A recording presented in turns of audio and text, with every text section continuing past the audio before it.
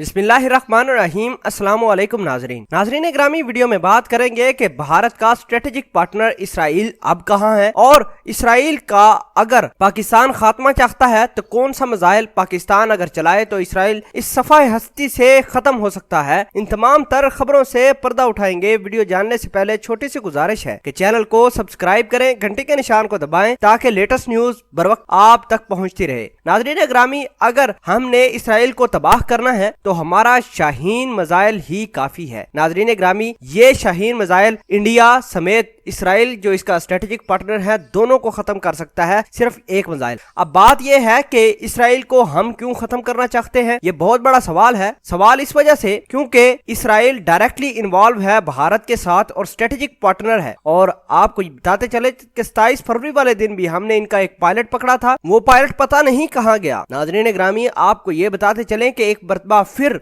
Israeli अपने जहाज, अपने असला वगैरह लेकर अफगानिस्तान और इंडिया के अंदर मौजूद हैं। मुख्तलिफ कार्रवाई करने के लिए वो तैयार भी हैं और पाकिस्तान की खुफिया एजेंसी को इस तमाम तर चक्कर का बखूबी पता भी चल गया है और कौन कौन सी मूवमेंट हो सकती है भारत और इसराइल की जानब से, उस हवाले से भी पाकिस्तान ने अपना प्लान तैयार कर रखा है। और DGISPR ने कल प्रेस कॉन्फ्रेंस करते हुए इस तमाम तर चीज से तमाम दुनिया को आगाह कर दिया कि अगर थर्ड पार्टनर इसराइल इस खित्ते में आकर पंगा करता है तो इसका तहस नहस हो जाएगा। नाजरीन ग्रामी, आपको ये आगाह करते चले कि भारत ने इसराइल की डायरेक्टली मदद हासिल की है। इनके पायलट्स भी मौजूद हैं इंडिया के अंदर इसराइल के, और इसराइली फौजी अफगानिस्तान के अंदर भी काम कर रहे हैं। मुख्तलिफ इंटेलिजेंस शेयरिंग भी जारी है इनके दरमियान। और बताते ये चले कि 1981 में भारत ने इसराइल के साथ मिलकर कोहोटा लेबॉरेटरी पर हमला करने का मंसूबा भी बनाया। ये ज़ियाउल हक का दौर था, लेकिन दोबारा 1984 में F-16 तैयारे भारत में पहुंचे